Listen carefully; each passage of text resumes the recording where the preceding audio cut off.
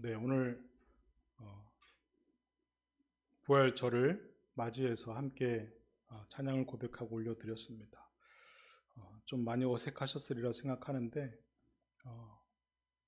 우리 전체가 다 성가대원이 되어서 하나님께 찬양을 올리는 게 좀 의미 있겠다 싶어서 그렇게 좀 나누었습니다. 또 한 가지 다른 것은 저희가 계속 성찬의 방식과 형식을 조금씩 바꿔가고 있는데 가장 잘 하나님을 의식하게 하는 방법이 무엇일까 계속 고민하면서 조금씩 수정되어 가는 거니까요. 자주 형식이 바뀌는 것에서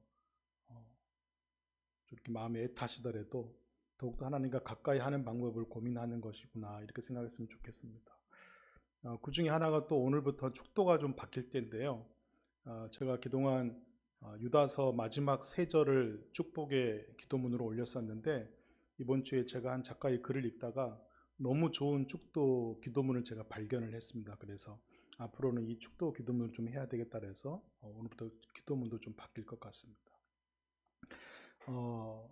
제가 지난주에 말씀드렸던 것처럼 칼뱅의 동역자였던 제자였던 베자가 늘 우리 개혁교회 프로테스탄트 후예들에게 얘기했던 것은 개혁된 교회는 계속 개혁되어야 한다.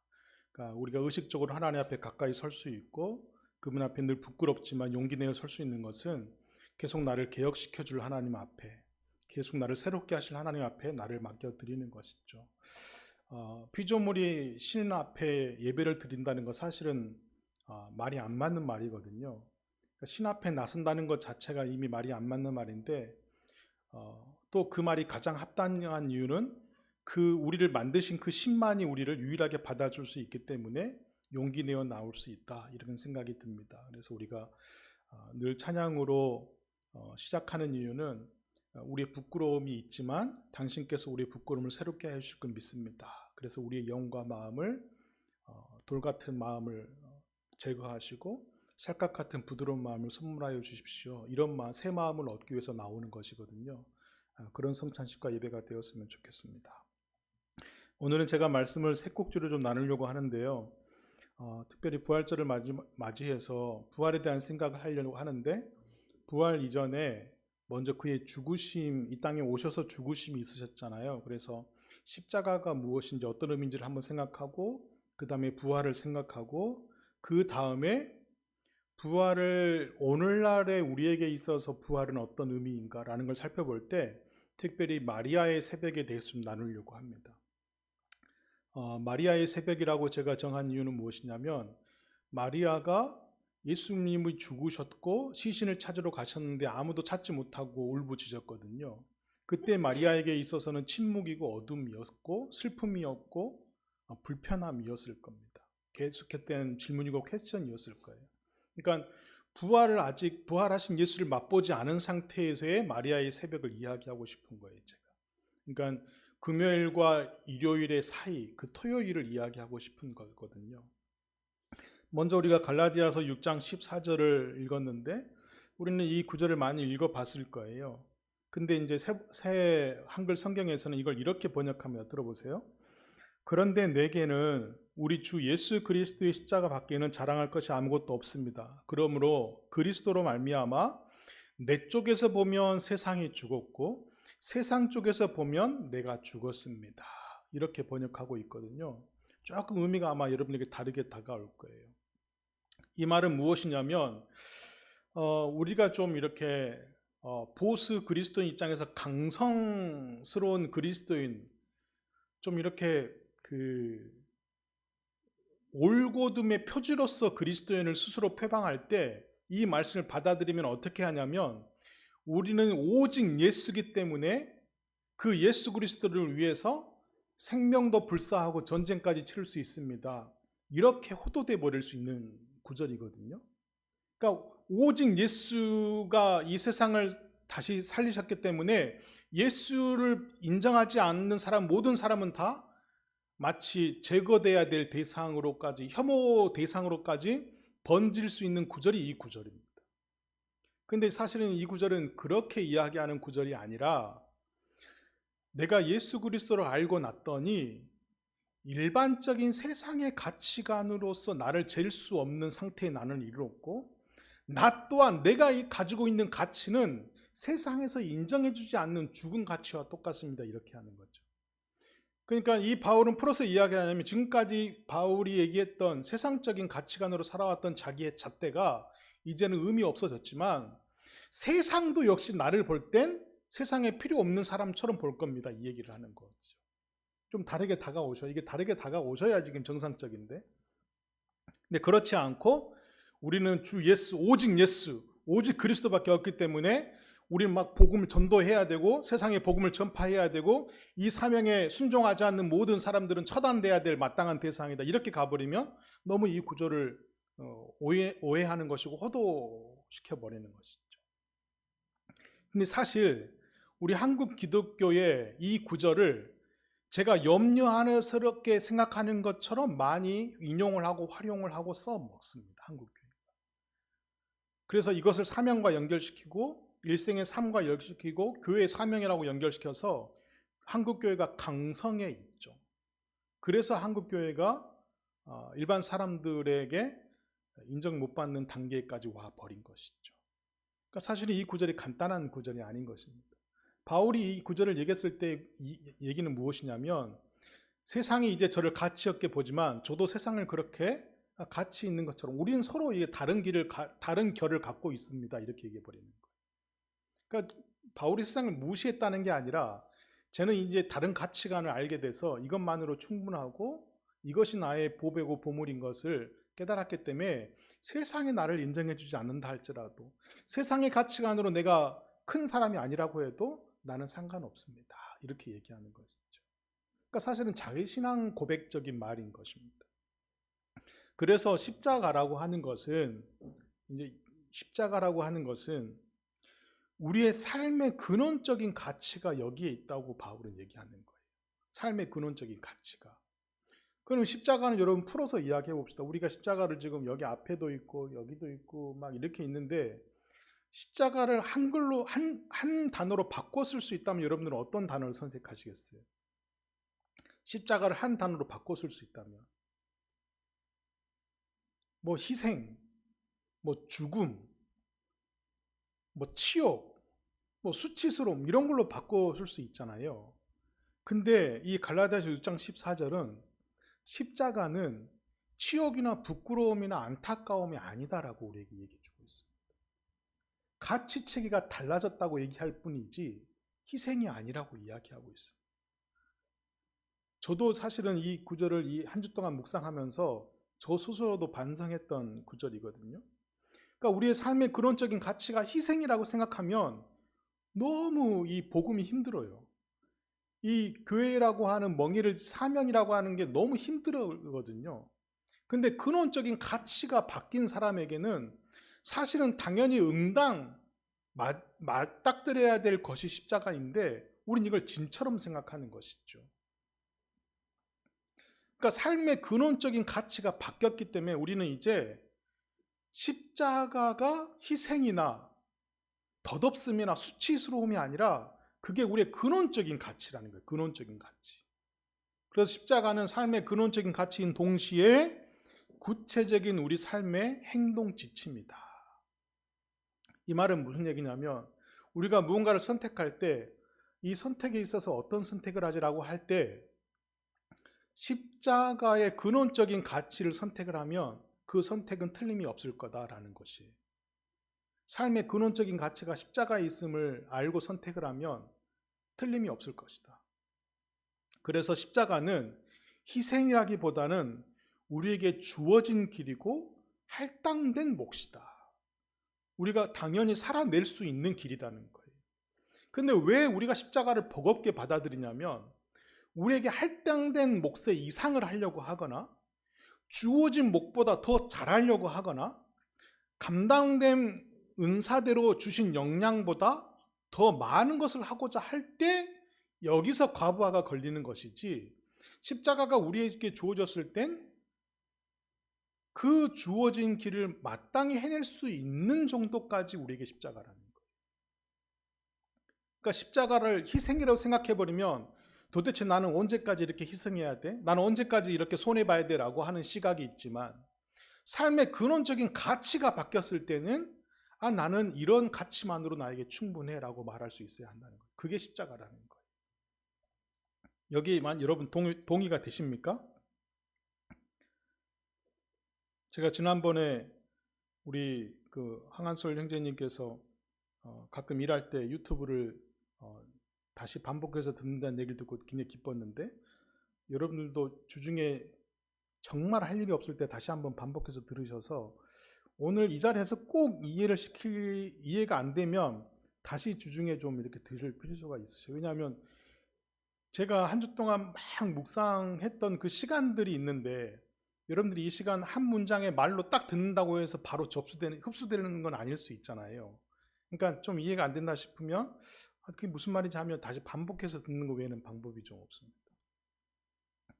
그래서 십자가의 시각을 우리가 다시 한번 재확인할 필요가 있는데, 손해봄이나 감당해야 돼, 내가 일생의 평생을 뭔가를 감당해야 될 억지스러운 사명이 아니라 당연히 주어진 몫이고 당당 해낼 수 있는 몫이다라는 것이죠. 좀 가벼워지셨어요? 그러니까 근원적인 가치가 바뀌었기 때문에 이게 가능한 거죠. 만약에 바울이 얘기한 것처럼 나는 자랑할 것이 삶의 가치가 바뀐 것인데 오직 하나님께서 나에게 주신 은혜, 그리고 세상의 가치관을 내가 못 박아버린 것처럼, 세상이 나를 필요로 하지 않는 것처럼 나도 세상에 더 이상 그 가치관이 나에게 필요 없습니다. 그래서 더 큰 사람, 더 많은 일, 더 뭔가를 빨리 더 높게 하는 일, 그것이 나에게 의미가 없습니다. 이렇게 고백하는 것이죠. 근데 이 가치관이 안 바뀐 상태에서 똑같은 가치관으로 신앙생활을 하려다 보니까 더 많은 신앙생활, 더 잘하는 신앙생활, 더 높은 신앙생활을 꿈꾸게 되는 것이죠. 근데 여기서 자유함을 얻은 사람은 더 크고 더 많고 높은 것을 꿈꾸지 않게 되는 것이죠. 그냥 주어진 십자가의 길을 묵묵히 걸어 나가는, 그걸 희생이라고 받아들이지 않고 주어진 길이라고 생각을 하는 것이죠. 이것이 여러분 좀 더 이제 다음 주면 확장이 될 텐데, 아브라함과 이삭을 제가 본문 창세기를 이야기하면서 아마 그 실질적인 지침이 좀 더 아마 여러분들에게 주어질 겁니다. 그 십자가의 길을 살고 살아내고 사셨던 분이 바로 예수 그리스도이시잖아요. 그러니까 우리가 그리스도 생각할 때, 제가 오래전에 그 배우이자 영화 감독이 멜 깁슨인가요? 이 영화 하나 만들었었잖아요. 이 제목이 뭐였죠, 그거? 그때 엄청 초창기 때 막 유행했었잖아요. 그 영화를 하나 만들었었는데 예수님의 그 죽으심을 막 이렇게 막 희생당하고 피 튀기는 장면을 막 이렇게 표현했었잖아요. 멜 깁슨이 맞을 텐데. 근데 그 영화에 보면 예수 그리스도께서 희생당하신 장면을 좀 극대화시켰거든요. 그것이 그 당시에 좀 이슈가 됐었습니다. 그러니까 사람들이 한 번도 시각적인 영상으로서 그리스도의 피 튀긴 장면을 본 적이 없다가 이제 그 영화에서 구체적으로 표현하면 사람들이 많이 울기도 하고 막 이랬던. 근데 시간이 지나면서 그 영화를 재해석할 때 너무 예수 그리스도의 인간적인 희생하는 측면에 좀 많이 초점을 맞췄다, 이런 또 재해석이 있거든요. 그러니까 예수 그리스도의 자신의 길을 희생했다라고 한 번도 스스로 생각하지 않으셨다는 거예요. 중요한 것은. 여러분 이번 주에 묵상하셨으면 알겠지만 예수님께서 마지막 십자가상에서 십자가를 지을 때 7가지의 말씀을 가상 7언이라고 하는 7가지의 말씀을 하시잖아요. 주님 저를 왜 내버려 두십니까? 목마르다. 뭐 이런 여러 가지 다 이루었다. 마지막 7가지 말씀하시는데, 그 말씀을 하시는 걸 쭉 보면 하나님 왜 저를 이렇게 희생당하게 하십니까? 왜 저만 손해봐야 됩니까? 왜 하나님의 아들을 이렇게 치욕스럽게 뭐 이런 말 안 하시잖아요. 그의 인생을 희생당했다고 얘기하지 않고 당신의 뜻을 이루시기 위해서 이 땅에 보냄을 받은 내가 이 주어진 길을 이렇게 걸어가고 있는 그 상황에서의 고백들을 이렇게 하시는 거거든요. 그런데 그 그리스도께서 십자가를 지시기 전에 어떤 우리에게 이적을 좀 베푸셨냐면 오병이어의 기적을 베푸신 적이 있습니다. 칠병이어의 기적도 베푸신 적이 있죠. 그러니까 몇 덩어리, 뭐 당시에 빵이었겠죠. 빵 몇 덩어리. 우리나라식으로 보니까 이제 떡으로 해석이 되지만 그 나라에서는 빵이었겠죠. 아마 여러분들은 유럽을 안 가보셔서 모르겠지만 제가 유럽을 갔다 온 결과 그분들은 식전 에피타이저는 무조건 빵을 먹더만요. 빵 먹고 채소 먹고. 그러니까 그 주식이 빵이었을 텐데 이 5병이와 7병이의 기적은 다 몇 덩어리의 빵, 그리고 음료 몇 잔, 그리고 물고기 몇 개, 뭐 이런 것들을 그대로 받으시거든요.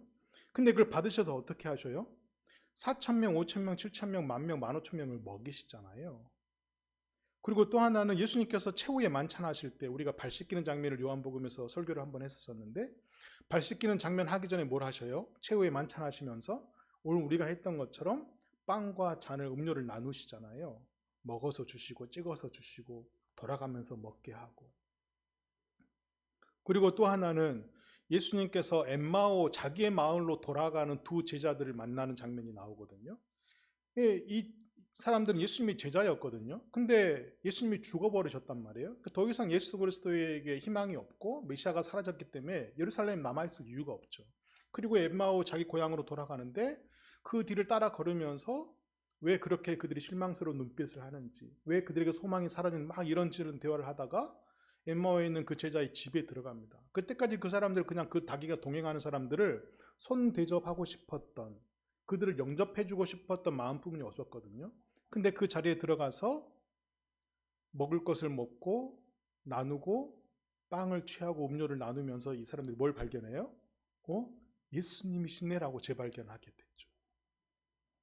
이 공통적인 패턴이 오늘 요한복음 21장에도 또 나오거든요. 요한복음 21장에도 나오는데 거기서는 좀 압축시켜 놓았습니다. 그래서 자세하게 안 나왔는데 이 예수님께서 먹이시고 나누며 이 패턴 속에서 똑같이 반복되는 세 가지의 패턴이 있습니다. 그건 뭐냐면 그들이 예수님께 드린 것들을 그대로 취하신다는 거예요. 그대로 테이크 하신다는 거예요. 그리고 또 하나는 그것을 축복하고 감사하신다는 거죠. 그래서 하나님께 올려드립니다. 그리고 마지막으로 어떻게 하셔요? 그것을 떼서 다시 나누어 줍니다. 이 똑같은 세 가지의 패턴이 오병이의 기적이나 최후의 만찬 때나 엠마오의 제자들에게서 똑같이 나타나거든요. 심지어 부활의 자리에 예수 그리스도의 제자들을 부르셔서 부활의 아침에 강가에서 베드로와 요한을 부르시면서 조반을 먹여주실 때도 이 장면이 반복이 됩니다. 그러니까 똑같은 패턴 속에 나타나는 세 가지가 뭔다고요? 그것들을 가지사 취하시고 축복과 감사의 대로 하나님께 올려드리시고 감사드리신 후에 다시 떼어서 나누었더니 완전히 사람들이 변화되는 것이죠. 오병이의 기적에서는 수많은 사람들이 먹게 되었고 최후의 만찬과 엠마오의 기적에서는 그들이 예수 그리스도를 발견하게 되었고 조반 먹을 때도 예수구나 라고 새롭게 발견하는 장면이 나오는 것이죠. 그래서 우리는 이 세 가지를 기억할 때 먼저 첫 번째, 그분께서 우리의 것을 가지시길 원하신다는 거예요. 우리 것을 가지시길 원하시는데 우리는 보통 우리의 좋은 점과 나쁜 점 중에서 어떤 점이 그분께 테이크하길 원하셔요? 우리의 좋은 점만 테이크하길 원하시죠. 우리의 신앙생활이 좀 멋지게 잘 되었을 때, 우리가 좀 영적으로 건강했을 때 이런 것들을 취하시길 원하잖아요. 근데 예수 그리스도는 그렇지 않으시다는 거예요. 우리의 좋은 점, 나쁜 점, 우리의 상태가 좋을 때 나쁠 때든지 다 그대로 취하신다는 거예요.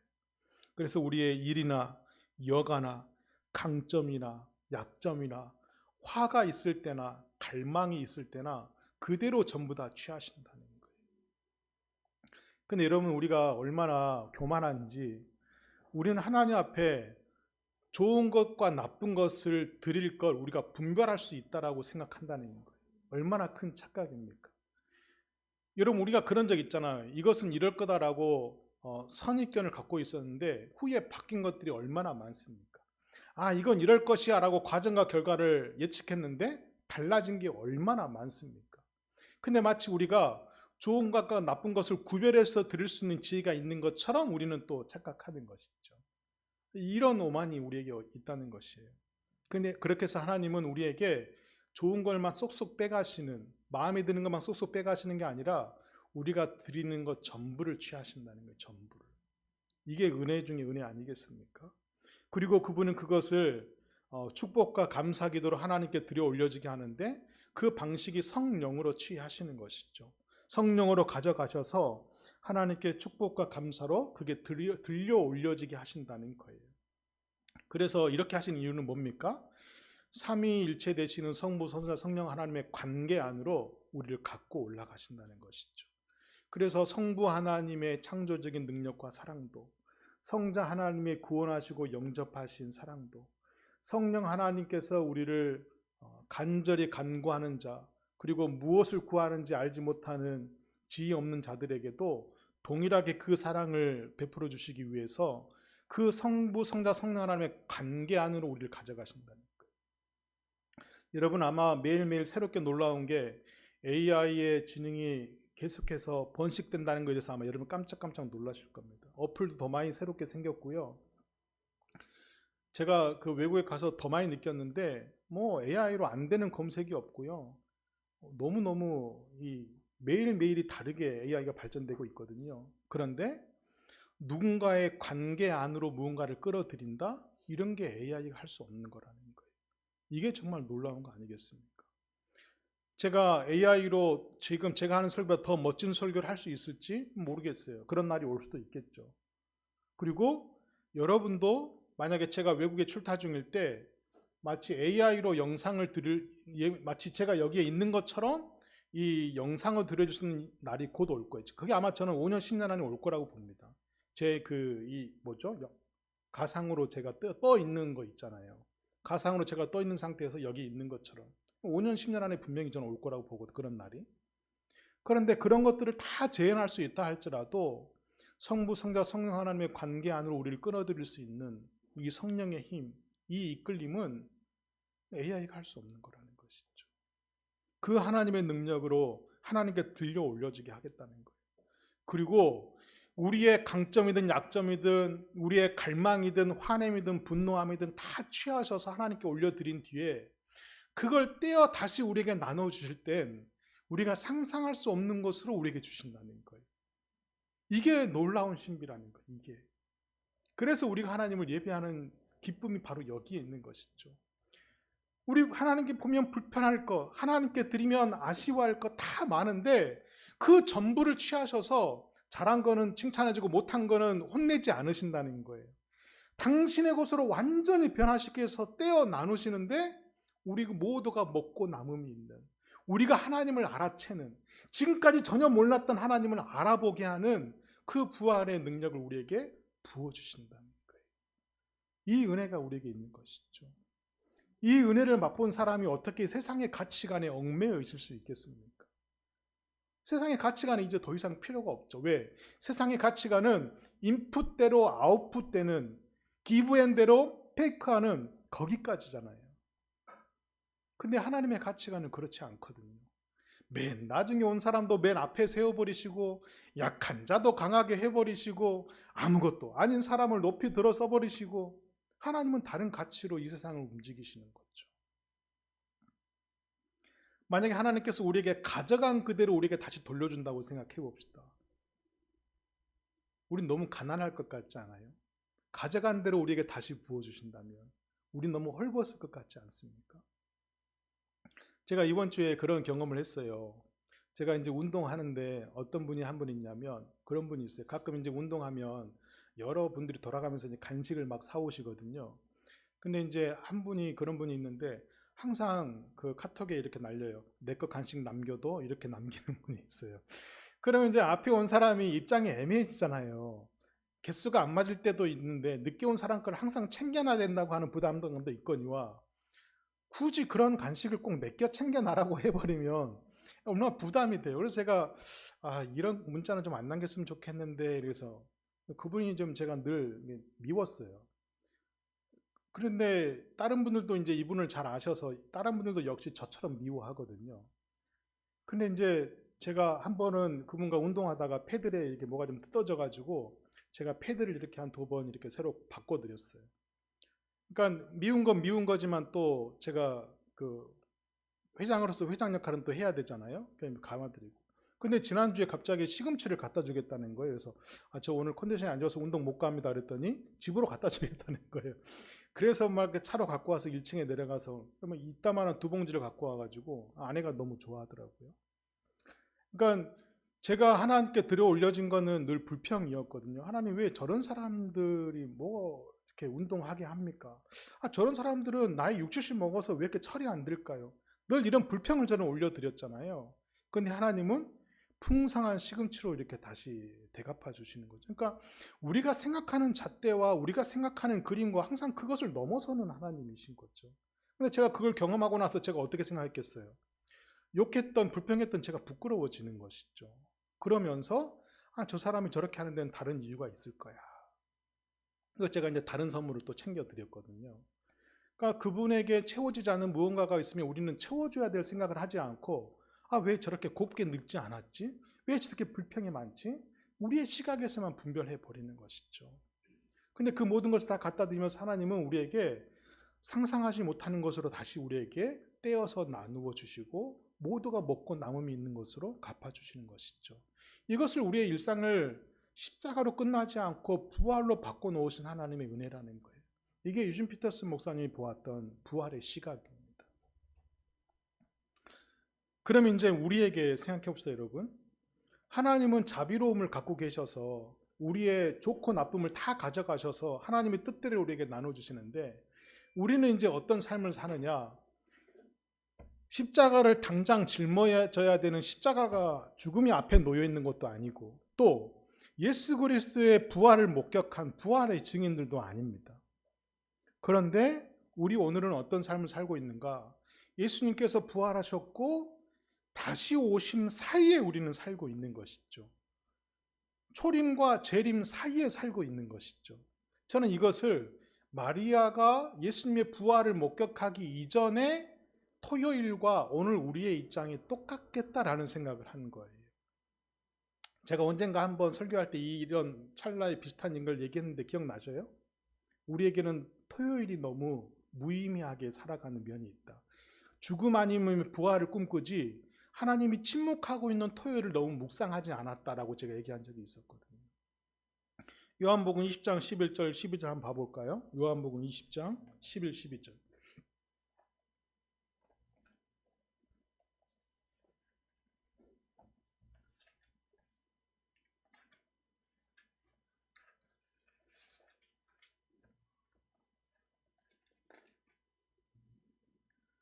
같이 읽습니다. 마리아는 무덤 밖에 서서 울고 있더니 울면서 구부려 무덤 안을 들여다보니 흰옷 입은 두 천사가 예수의 시체 누웠던 곳에 하나는 머리편에 하나는 발편에 앉았더라. 이 막달라 마리아가 하고 싶었던 건 뭐냐면 예수님의 시신에 내가 향이라도 더 바를 수 있다면 예수의 시신을 내가 한 번 더 볼 수 있다면 이런 생각으로 그 자리에 있었을 겁니다. 그리고 실제로 예수님께서 그 마리아를 건드리시고 부르시기 전에 그 시신이 어디에 있는지 예수님이 살았는지 꿈꾸지도 않았습니다. 그러니까 마리아의 새벽은 지금 어떤 상태라고요? 너무너무 슬픈 상태에 있는 것이죠. 예수님을 아직 찾지 못한 상태입니다. 그리고 그의 부활을 보지 못한 상태라는 거예요. 그러니까 마리아의 새벽은 어둠입니다, 여러분. 누가 경험하고 있는 것처럼 오늘 우리 모두가 경험하고 있는 것처럼 슬픔을 안고 기다리는 것이죠. 죽음을 분명히 보았고 아직 부활을 보지 못한 상태에서의 토요일을 살고 있습니다. 우리가 지금 그런 상태 아닙니까? 예수님의 제자들도 있었고 부활을 목격했다고 하는 사람도 있는데 우리는 그 부활을 본 적이 없어요. 근데 예수께서 재림해서 다시 오신다고 하긴 하는데 아직 오시진 않았어. 역시 우리에게도 어둠이 지금 현재 상태에 있는 것이죠. 여러분들은 그렇지 않습니까? 매일의 일상의 삶 속에서 하나님께 구분해서 좋은 것만 드리고 싶은 상태에 있지 않아요? 그것이 바로 어둠인 상태인 것이죠. 근데 진짜 밝음은 뭐냐면 내가 어둠이든 밝음이든 다 드릴 수 있는 상태. 마치 어린아이가 자기 부모에게 이것이 부끄러운 건지 민망한 건지 아무것도 모르고 무엇인 자 얘기할 수 있는 상태인 것처럼 여러분 자녀가 옷 활딱 다 꼴딱 벗었다고 해서 부모에게 부끄러워합니까? 그렇지 않죠. 그건 부끄러운 거라고 생각하지 않는 것이죠. 부모이기 때문에 우리가 하나님께 드릴 수 있는 게 바로 그런 것이죠. 예쁘고 좋은 것, 감사한 것만 그분께 올려드리는 게 아니라 하나님께서 그 다 취하셔서 축복 감사를 올리시고 성령 하나님 안에서 이끌어 들이신 다음에 우리가 나누어 주실 때는 우리가 상상할 수 없는 것을 나눠 주실 거야 라고 하는 믿음이 있는 사람들은 부끄럽고 좋은 걸 다 올려드릴 수 있는 것이죠. 인생 전체가 그분의 것이기 때문에 가능한 것이에요. 그래서 우리는 어떻게 살아가야 될 것인가 이 고민을 할 때 마리아의 새벽처럼 오늘 우리는 아직 빛이 완전히 비치는 전의 상태에 있습니다. 아직 광명이 비치기 전의 상태에 우리가 있는 것이죠. 그런 우리는 어떻게 살아야 할까? 이 한 가지 힌트를 좀 나누고자 하는데, 제가 아침에 예배드리기 전에 기도하다가 나에게 하나님은 어떤 부활로 오셨나, 그리고 나는 어떤 증인인가 이 생각을 하다가 나에게는 넓게 하신 하나님으로 찾아왔습니다. 제가 하나님 믿고 나서 알게 돼서 변화된 것 중에 가장 큰 변화가 좁았던 저를 계속 넓히신 거거든요. 생각도 넓히시고 지경도 넓히시고 넓게 하신 하나님이거든요. 제가 만약에 그 전에 좁았던 생각으로 세상을 살았다면 아마 세상을 힘들게 했을 것이지 저는 세상에 도움이 되지 않는 사람이었을 겁니다. 근데 저를 계속 넓게 하신 하나님이거든요. 그러니까 하나님의 부활이 저에게 찾아오신 목격담으로서 저는 부활하신 하나님을 고백할 수 있는 것이죠. 제가 이번에 유럽 가면서 비행기 안에서 이처럼 사소한 것들이라고 하는 그 킬러 캐건이라고 하는 책을 좀 읽었거든요. 얇은 소책자인데 이 사람이 문학상을 좀 많이 샀습니다. 아일랜드 출생인데 미국으로 넘어가서 평생 5권의 책을 쓴 사람이거든요. 근데 그 책이 다 유명한 상을 다 탔던 사람이에요. 약간 한강이랑 좀 비슷한 면목이 있는 사람인데 한강 작가와 좀 다른 게 이 사람의 글이 너무 쉬워요. 그래서 제가 비행기에서 글을 2번을 읽었는데 아직 도착을 안 했어요. 2번을 읽고 영화를 봤는데 연작 드라마를 다 봤는데도 아직 비행기가 도착 안 했더라고요. 그만큼 짧은 책인데 한 번을 읽고 났더니 그 작품 후기에 뭐라고 써져 있냐면 이 책은 2번 읽을 때 더 놀랍니다. 이런 후기가 있는 거예요. 그 다시 읽었죠. 그 내용이 뭐냐면 18세기에서 20세기에 아일랜드 정부의 협조 하에서 수녀원이 운영하는 막달라나 세탁소를 배경으로 하는 이야기입니다. 그러니까 소설이긴 하지만 그 실제 모델을 가지고 있었던 걸 소설화한 것 같아요. 근데 정부의 지원을 받고 캐톨릭 수녀원에서 운영하는 세탁소이지만 이 세탁소가 불법적이고 억압적이고 잔혹행위가 저질러지는 세탁소였던 거예요. 그래서 동네에서 미혼모라든지 좀 정신지체가 있는 사람들이라든지 이런 사람들, 좀 문제가 있는 여성이라고 생각하는 사람, 혐오 대상인 여성들을 다 이 막달라 세탁소로 보내버리는 거예요. 그래서 미혼모들도 거기서 애를 키우게 하고 대접 못 받게 하고. 근데 여기 제가 더 스포하면 안 되죠. 어쨌든 이 주인공이 이런 환경 속에서 계속 고민을 합니다. 나는 지금 나 혼자만의 행복으로 잘 살고 있는가? 이 고민을 해요. 그러니까 이 제목이 이처럼 사소한 것들이잖아요. 그러니까 이 사소한 것들에 계속 마음이 쓰이는 거예요. 자기는 지금 아내도 있고 자녀도 있고 잘 살고 있는데 나 혼자 이렇게 살고 있는 게 맞나? 이런 고민을 하거든요. 근데 자기의 딸이 있는데 이 딸이요, 이 수녀원과 관계된 일들에 다 연결되어 있는 거예요. 뭐냐면 수녀원에서 가리키는 음악학원, 수녀원에서 관계되어 있는 교육, 수녀원과 관계되어 있는 일상생활을 해야만 이 도시에서 살 수 있는 거예요. 그러면 결국 이 도시의 사람들은 다 이 수녀원과 연결이 돼 있다는 이야기잖아요. 근데 이 수녀원에서 자기가 몇 번 이렇게 이제 그 방문해야 될 일 때문에 방문을 해야 되는데 이 수녀원에 있는 일을 목격을 하고 나서 고민에 빠지는 거예요. 이걸 사람들에게 알려서 어떻게 해야 되나 계속 고민에 빠진, 이게 이제 이 소설의 내용입니다. 근데 이 사람이 나중에 어떻게 선택을 하냐면 이 곳에 있는 여성을 한 명을 빼내와서 제일 먼저 밥 먹었냐 물어보고 식사를 함께 합니다. 저는 이 장면에서 예수님께서 제자들과 나누었던 조찬, 만찬, 이게 다시 이렇게 오버랩이 됐어요. 그러니까 이 사람이 할 수 있는 최선이 그거였고 그 여성을 빼내와서 같이 밥 먹는 것만으로 자기가 어렸을 때 누렸던 그 모든 복을 되갚는 것이죠. 그러니까 아주 사소한 것들로 시작했는데 사소한 것들을 갚으면서 이 소설은 그냥 아주 짧게 끝나버립니다. 근데 저한테 지난 요운이 남겨놨던 게 뭐냐면, 이 사람처럼 일상의 부활을 제대로 산 사람이 있을까? 우리도 이런 자세로 살아야 되겠다, 이런 고민을 하는 것이죠. 어떤 거대한 프로젝트를 가지고 이 프로젝트가 성사되어야만 우리가 부활의 증인으로 살아갈 수 있는 게 아니라, 우리에게 맡겨진 그 일상에서 그 모든 것을 하나님께 올려드리지만, 하나님께서 삼위의 하나님 안에서 올려주셨던 그 모든 걸 다시 우리에게 떼어서 나누어 주실 때 우리가 상상할 수 없는 것으로 변화되는 것을 주실 수 있는 용기도 주시고 담대함도 주시고, 이런 사람도 먹일 수 있을까 하는 사람들까지 다 먹이실 수 있는 생명을 부어주신다는 거예요. 여러분, 우리에게는 이 동일한 조건이 있습니다. 마리아의 새벽처럼 아직 어두움이 있고 아직 온전한 빛을 누리지 못했습니다.